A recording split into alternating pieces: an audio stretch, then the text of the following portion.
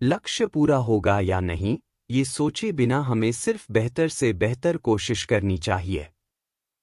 किसी भी काम की शुरुआत में ये नहीं सोचना चाहिए कि सफलता मिलेगी या नहीं, लक्ष्य पूरा होगा या नहीं। क्योंकि कर्मों की सफलता या असफलता इंसान के हाथ में नहीं है। महाभारत में श्री कृष्ण ने अर्जुन को यही उपदेश दिया था कि तुम सिर्फ कर्म करो, फल की इच्छा मत करो। जो लोग धर्म के अनुसार कर्म करते हैं, उन्हें सफलता जरूर मिलती है। श्री कृष्ण ने अर्जुन को समझाया, तुम सिर्फ बेहतर कोशिश करो। दुर्योधन सभी पांडवों को मार देना चाहता था। इसीलिए उसने लाक्षागृह में पांडवों को मारने की योजना बनाई। लाक्षागृह के षड्यंत्र से किसी तरह सभी पांडव बच गए और वेश बदलकर वन में रहने लगे। उस समय राजा द्रुपद ने राजकुमारी द्रौपदी का स्वयंवर आयोजित किया था। इस आयोजन में पांडव में भी ब्राह्मणों के वेश में पहुंच गए। स्वयंवर में श्री कृष्ण भी मौजूद थे और वे ब्राह्मण रूप में सभी पांडवों को पहचान गए। स्वयंवर में शर्त रखी गई थी कि योद्धा को भूमि पर रखे पानी में देखकर छत पर घूम रही मछली की आंख पर निशाना लगाना है। जो योद्धा इस शर्त को पूरी कर देता, उससे द्रौपदी का विवाह होना था। जब अर्जुन इस प्रतियोगिता में शामिल होने पहुंचे तो श्री कृष्ण ने उन्हें समझाया कि मछली की आंख में निशाना कैसे लगाना है। श्री कृष्ण ने अर्जुन को पूरी विधि समझा दी। श्री कृष्ण की बातें सुनकर अर्जुन ने कहा कि अगर सब कुछ मुझे ही करना है तो आपकी क्या जरूरत है।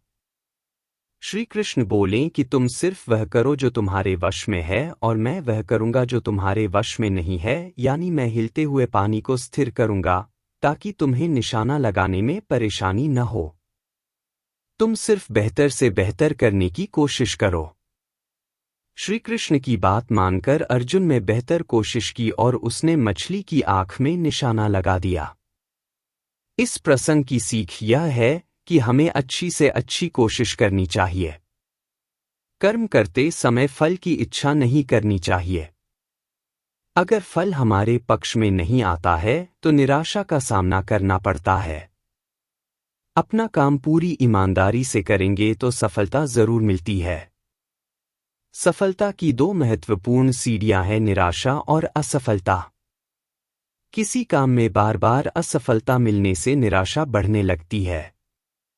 इस संबंध में गौतम बुद्ध ने अपने शिष्यों को एक उपदेश में बताया था कि जब बार बार असफलता मिल रही है तो हमें धैर्य बनाए रखना चाहिए और सही दिशा में आगे बढ़ते रहना चाहिए।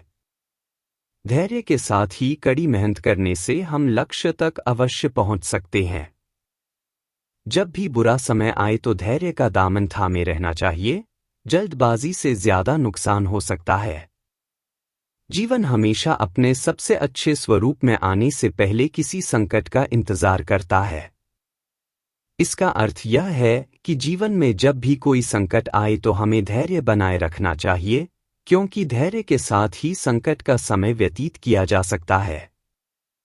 जब समस्याएं सुलझने लगती हैं, तब अच्छे समय की शुरुआत होने लगती है। इसीलिए संकट के समय जल्दबाजी न करें और सोच समझकर आगे बढ़ें। यह कहानी जो आपको बताएगी भगवान कैसे मिल सकते हैं। मेरो तो गिरधर गोपाल दूसरो न कोई। एक पंडित जी थे। वे रोज घर घर जाकर भागवत गीता का पाठ करते थे। एक दिन उन्हें एक चोर ने पकड़ लिया और कहा, तेरे पास जो कुछ भी है मुझे दे दो। तब पंडित जी बोले कि बेटा, मेरे पास कुछ भी नहीं है। तुम एक काम करना, मैं यही पड़ोस के घर में जाकर भागवत गीता का पाठ करता हूँ। वो यजमान बहुत दानी लोग हैं। जब मैं कथा सुना रहा होऊंगा, तुम उनके घर में जाकर चोरी कर लेना। चोर मान गया। अगले दिन जब पंडित जी कथा सुना रहे थे तब वो चोर भी वहां आ गया।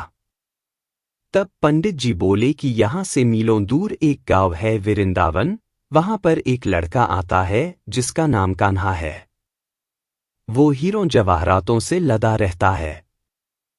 अगर कोई लूटना चाहता है तो उसको लूटो।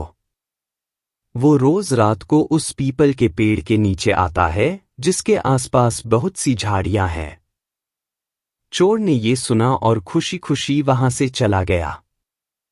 वो चोर अपने घर गया और अपनी बीवी से बोला कि आज मैं एक कान्हा नाम के बच्चे को लूटने जा रहा हूं। मुझे रास्ते में खाने के लिए कुछ बांध कर दे दो। पत्नी ने कुछ सत्तू उसको दे दिया और कहा कि बस यही है जो कुछ भी है। चोर वहां से ये संकल्प लेकर चला कि अब तो मैं उस कान्हा को लूट के ही आऊंगा। वो पैदल टूटे चप्पल में ही वहां से चल पड़ा। रास्ते में कान्हा का नाम लेते हुए वो अगले दिन शाम को वहां पहुंचा, जो जगह उसे पंडित जी ने बताई थी। अब वहां पहुंचकर उसने सोचा कि अगर मैं यहीं सामने खड़ा हो गया तो बच्चा मुझे देखकर भाग जाएगा, तो मेरा यहां आना बेकार हो जाएगा। इसलिए उसने सोचा क्यों न पास वाली झाड़ियों में ही छुप जाऊं। वो जैसे ही झाड़ियों में घुसा, झाड़ियों के कांटे उसे चुभने लगे।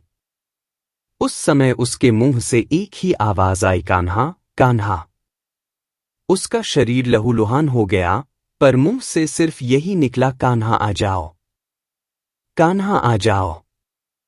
अपने भक्त की ऐसी दशा देख के कान्हा जी चल पड़े। तभी रुक्मणी जी बोली कि प्रभु कहाँ जा रहे हो, वो आपको लूट लेगा।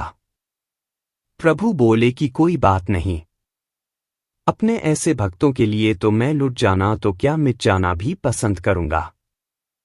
ठाकुर जी बच्चे का रूप बना के आधी रात को वहां आए।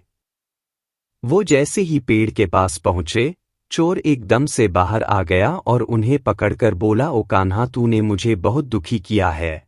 अब ये चाकू देख रहा है न, अब चुपचाप अपने सारे गहने मुझे दे दे। कान्हा जी ने हंसते हुए उसे सब कुछ दे दिया। चोर हंसी खुशी अगले दिन अपने गांव में वापस पहुंचा। सबसे पहले उसी जगह गया जहां पर पंडित जी कथा सुना रहे थे। जितने भी गहने वो चोरी करके लाया था, उनका आधा उसने पंडित जी के चरणों में रख दिया। जब पंडित जी ने पूछा कि ये क्या है, तब उसने कहा, आपने ही मुझे उस कान्हा का पता दिया था। मैं उसको लूट के आया हूं और ये आपका हिस्सा है। पंडित जी ने सुना तो यकीन ही नहीं हुआ। वे बोले कि मैं इतने सालों से पंडिताई कर रहा हूं, वो मुझे आज तक नहीं मिला। तुझ जैसे पापी को कान्हा कहां से मिल सकता है।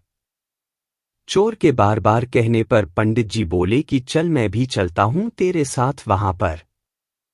मुझे भी दिखा कि कान्हा कैसा दिखता है, और वो दोनों चल दिए। चोर ने पंडित जी को कहा कि आओ मेरे साथ यहां पे छुप जाओ।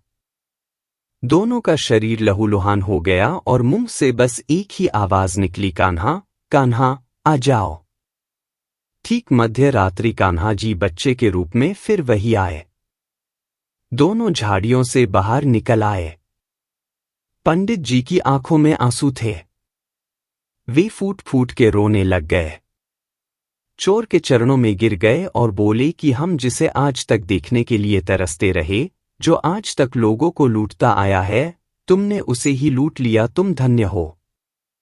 आज तुम्हारी वजह से मुझे कान्हा के दर्शन हुए हैं। तुम धन्य हो।